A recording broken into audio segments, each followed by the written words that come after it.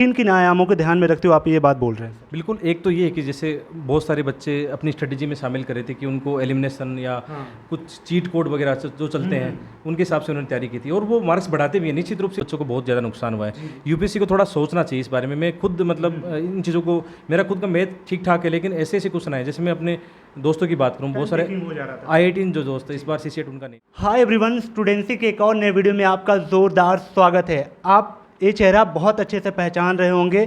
UPSC में Dharmendra sir का काफ़ी क्रेज है बच्चों के बीच में। इनके जो नोट्स होते हैं उनको लेके और जो मेंटरशिप करते हैं उनको लेके बात करेंगे। जो यूपीएससी 2023 प्रीलिम्स पेपर फर्स्ट और सेकंड हुआ, उसको लेके बहुत सारे बच्चे के मन में जो एलिमिनेशन मेथड फेल हो गया है, ये भ्रांतियां हैं या फिर वास्तव में सही है, इसके वजह से कट ऑफ पे क्या फ़र्क पड़ने वाला है, करंट अफेयर और स्टैटिक्स का क्या वेटेज आया था और क्या हमें रेशियो लेके चलना है अपने प्रिपरेशन के दौरान, सारी बातें इस वीडियो के माध्यम से डिलीवर होंगी। चैनल पे अगर पहली बार हों और आप यूपीएससी या यूपी पीसीएस की तैयारी करते हैं तो आप हमसे जुड़ सकते हैं। सर, सबसे पहले आपका बहुत बहुत धन्यवाद। जी, आपको बहुत बहुत धन्यवाद कि आपने अपने प्लेटफॉर्म पर मुझे मौका दिया। आपके जितने भी देखने वाले हैं उनको मेरी तरफ से नमस्कार। सर, आज बात करते हैं पहले पैटर्न को लेकर। सर, जो ये पैटर्न हुआ है, सर आप पहले आप पकड़ लीजिए। जो पैटर्न सर चेंज हुआ इस बार का, आपको क्या लगता है सर कि वास्तव में एलिमिनेशन मेथड फेल हुआ है? देखो, प्रथम दृष्टया जब हम पेपर को देखते हैं तो निश्चित रूप से जो हमारा एक ट्रेडिशनल तरीका था एलिमिनेशन करने का, कॉमन सेंस लगाने का, उस तरीके में काफ़ी बदलाव हुआ है।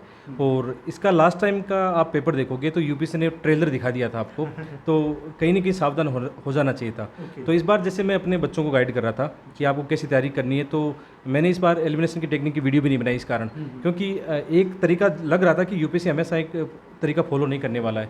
तो निश्चित रूप से जब पेपर में जाके बैठे हैं तो उनको धक्का लगा इस बात का कि हमने तैयारी किस हिसाब से की और पेपर किस हिसाब से आया।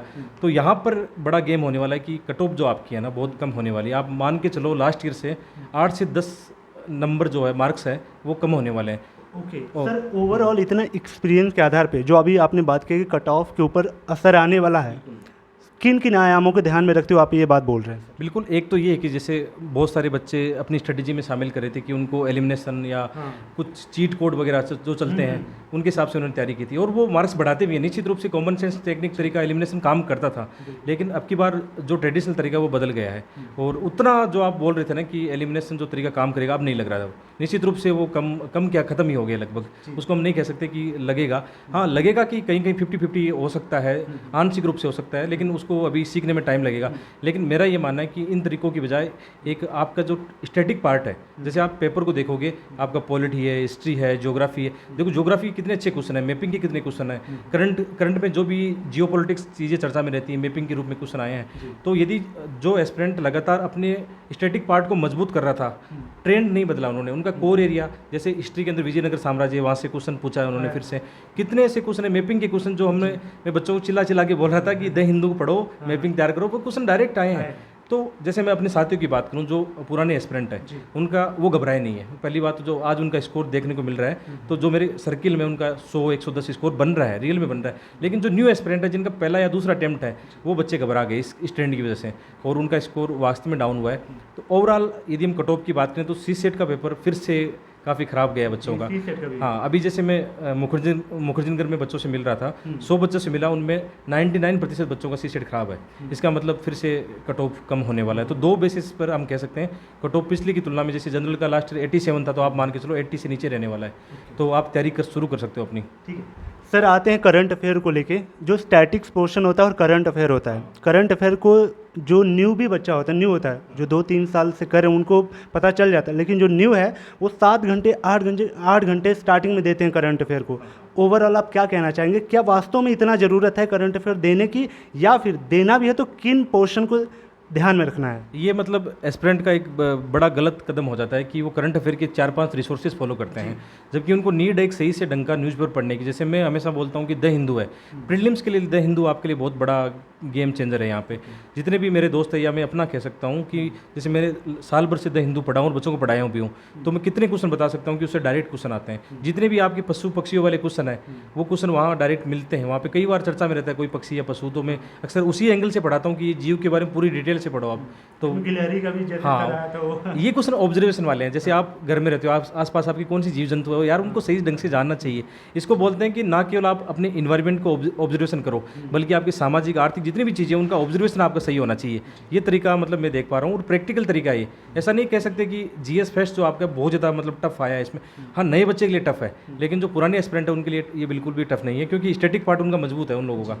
एक क्वेश्चन सर सबसे इफेक्टिव आपके लिए, क्योंकि आपका जीएस स्कोरिंग में काफ़ी अच्छा स्कोर रहा है और लगातार हुआ है, तो सर उस आधार पे जो मैपिंग की बात करते हैं, आपको बहुत अच्छे से पता होगा कि किस में मैपिंग कहाँ से ज़्यादातर वो फोकस करते हैं वो लोग। तो सर थोड़ा मैपिंग के ऊपर अपनी अपनी पूरे एक्सपीरियंस के आधार पे बात करें कि किस एरिया को हमें अच्छे से ध्यान रखना चाहिए। बिल्कुल 2 तरीके से की जानी चाहिए। एक तो आपका मैपिंग में स्टैटिक पार्ट हो गया, जैसे ज्योग्राफी की एनसीईआरटी किताबें हो गई, और साथ में एक मैप आपको रखना चाहिए। तो जितने भी महाद्वीप है, जैसे अफ्रीका महाद्वीप है, तो जैसे कोंगो बेसिन वाला क्वेश्चन आया है, तो यदि आपने थोड़ा बहुत भी ढंग से नदियाँ वहाँ की बेसिन के बारे में पढ़ा हो तो कर लेते आप। और भी ट्रेडिशनल मैपिंग, जैसे आप नदियाँ झीलें इनको जानो, जैसे अभी झीलों वाला नदी वाला क्वेश्चन फिर से आ गया है। यूपीएससी ने ट्रेंड चेंज नहीं किया है, नदियों झीलों की फिर से क्वेश्चन वही पूछे हैं, और बस बदलने का तरीका बदल गया कि हर एक फैक्ट आपको पता होना चाहिए। नेक्स्ट ईयर जब तैयारी करो तो हर एक एंगल से उनको पढ़ो। ऐसा नहीं कि वो ऊपर से हम पढ़ लिया, हमें लगता है कि स्टेटमेंट एलिमिनेशन कर देंगे, वो नहीं होने वाला है। और दूसरा है करंट मैपिंग। करंट मैपिंग में जहाँ जहाँ करंट घटनाएं हो रही है, जैसे आप यूक्रेन वाला लास्ट ईयर हम चर्चा कर रहे थे कि आने वाला नहीं है, यूपीसी 2 साल का पीछे का पूछ लेता है, पूछ लिया उन्होंने वापस। ये भी जो अजरबैजान वाला जो इलाका जियो पॉलिटिक्स चल रहा था, कहीं फेमाइन की या भूख को संकट का क्षेत्र था, वहाँ पे क्वेश्चन पूछ लिए। 2 मैपिंग करनी चाहिए, स्टैटिक पार्ट और करंट मैपिंग, और वहाँ से क्वेश्चन गलत नहीं जाने वाला फिर आपका।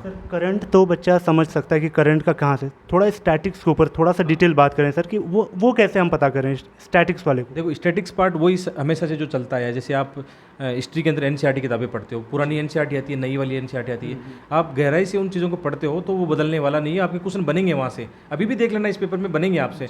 फिर जैसे आप ज्योग्राफी की बात करें, 6 से लेकर 12 की एनसीईआरटी है, अच्छा सा मैप देखो, साथ में एक द हिंदू या इंडियन एक्सप्रेस न्यूज़पेपर पढ़ते रहो, उसमें से कर लेना आप।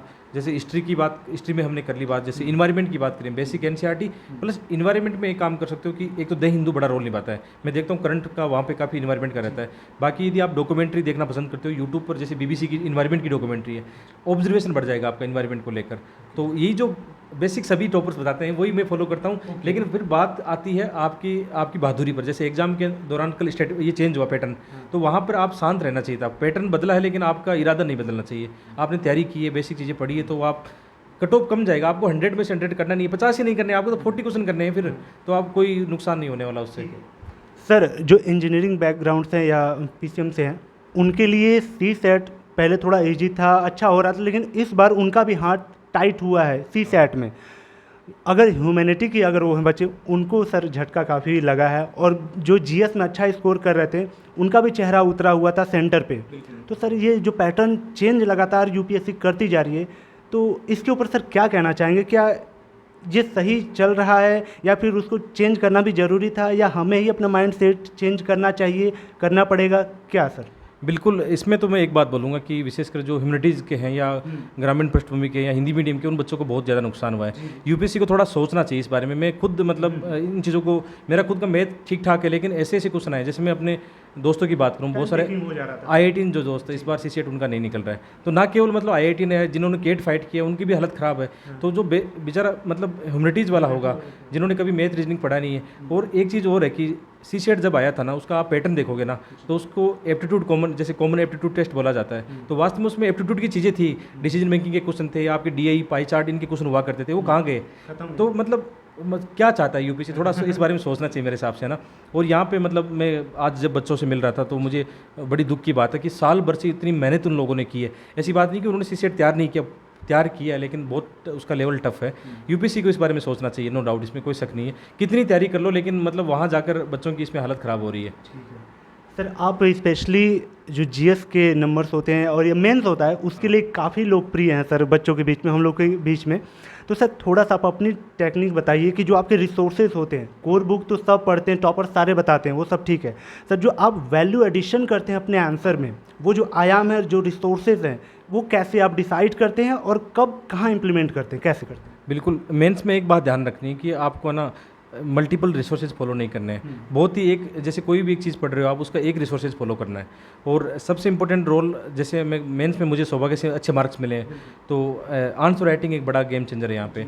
तो जो टॉपर्स की कॉपी हैं, आप कोई टेस्ट सीरीज करो या नहीं करो कोई फ़र्क नहीं पड़ता। इवन आपकी बार प्रीलिम्स में टेस्ट सीरीज करने का कोई फ़ायदा नहीं है, कोई फ़ायदा नहीं है उस चीज़ का, इस हमने इस पेपर में देखा है। तो आप आंसर राइटिंग पे जोर करो और टॉपर्स की कॉपियाँ देखते देखते ऑब्जर्वेशन में लाओ कि वहाँ उन्होंने कितना अच्छा लिखा है, कौन सा पाई चार्ट कौन सा मैप बनाया है, कौन सा डायग्राम, किस टाइप के एग्जाम्पल उन्होंने बनाए। तो ये आंसर राइटिंग का तरीका बढ़िया रखो। आप अपने से जो वैल्यू एडिशन करते हैं उस डिज़ाइन, पहले आपकी डिज़ाइन कैसे होती है आपके आंसर की? अगर जैसे 250 वर्ड्स का लिखना है तो उसमें आप कितना इमेज डालना, जैसे 3 हम डाल दिए, मोस्टली लोग 2 डालते हैं, 3 अगर डालेंगे तो क्या यूपीएससी नंबर काटती है या फिर कुछ ऐसा कुछ है क्या? नहीं, जैसे आंसर का एक स्ट्रक्चर होता है कि शुरू में एक इंट्रो पार्ट लिखना है, वो बड़ा नहीं होना चाहिए, 2-3 लाइन में होना चाहिए। जब बॉडी पार्ट भी जाते हो तो सबसे पहले ये देखना है क्वेश्चन की डिमांड क्या है। अब डिमांड यदि आपने एड्रेस नहीं किया, अपने हिसाब से लिख रहे हो तो आपके नंबर जाने वाले हैं। डिमांड को ऐसे प्रेजेंट करो कि आपका थोड़ा नवाचार हो। ज्योग्राफी का क्वेश्चन है, मैप बना दो। आप एथिक्स का क्वेश्चन लिख रहे हो, उसमें फ्लो चार्ट बना दो, अच्छे करंट एग्जाम्पल ऐड कर दो।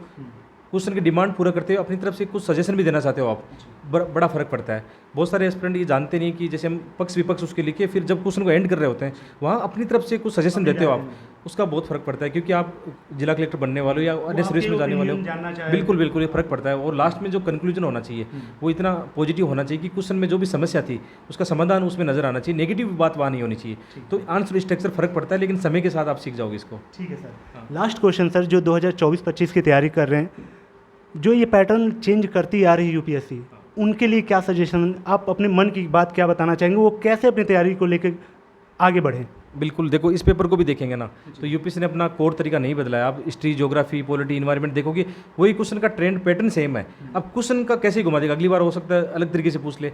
यदि आप अपनी स्टैटिक पार्ट को मजबूत करते हो, स्टैटिक पार्ट को ज़्यादा फोकस करना चाहिए। करंट अफेयर में एक न्यूज़पेपर पढ़ो, एक आप मैगजीन कवर करो ना, उससे ज़्यादा करंट अफेयर भी ज़्यादा फॉलो मत करो। तो आप अपनी जो आपने स्ट्रेटेजी बनाई है उसको सही ढंग से इंप्लीमेंट करते हो तो चाहे कैसा ही पेपर आए। और फिर एक चीज़ होती है अपना एक पर्सनैलिटी डेवलपमेंट जो है, मतलब इस एग्ज़ाम में आपको मेंटल जो टफनेस है या आप मानसिक जो मजबूती कह सकते हो वो दिखानी पड़ेगी। यहाँ पे वास्तव में यूपीएससी का पैटर्न ऐसा है कि हम कमज़ोर होते तो हमारे लिए कोई जगह नहीं है यहाँ पे। तो यदि आपको आईएएस बनना है तो उसके अनुसार आपको अपना एटीट्यूड और एप्टीट्यूड भी विकसित करना पड़ेगा। Thank you so much sir, इतना टाइम देने के लिए। बिल्कुल, आपका बहुत बहुत धन्यवाद। होप गाइस वीडियो पसंद आई हो आपको। ऐसी इन्फॉर्मेटिव और यूजफुल कंटेंट के लिए आप हमसे जुड़ सकते हैं, और साथ ही सर का मैं उसमें लिंक दे दूंगा डिस्क्रिप्शन में, और साथ ही लिंक करा दूंगा। सर की चैनल को आप चेकआउट कर सकते हैं, वहाँ पे बहुत सारे नोट्स और आपको स्ट्रैटेजी मिल जाएगी सर की। सारा ये रोड मैप बता देंगे आपको। तो बने रहने के लिए थैंक यू सो मच। जहाँ रहे सुरक्षित रहें, तब तक के लिए thank you so much and bye bye.